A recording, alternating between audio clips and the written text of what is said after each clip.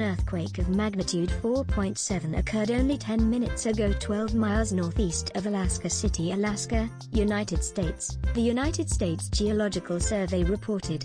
The quake hit at a shallow depth of 15 miles beneath the epicenter near Alaska City, Anchorage, Alaska, USA, early morning on Monday, July 3, 2023, at 6:47 a.m. local time.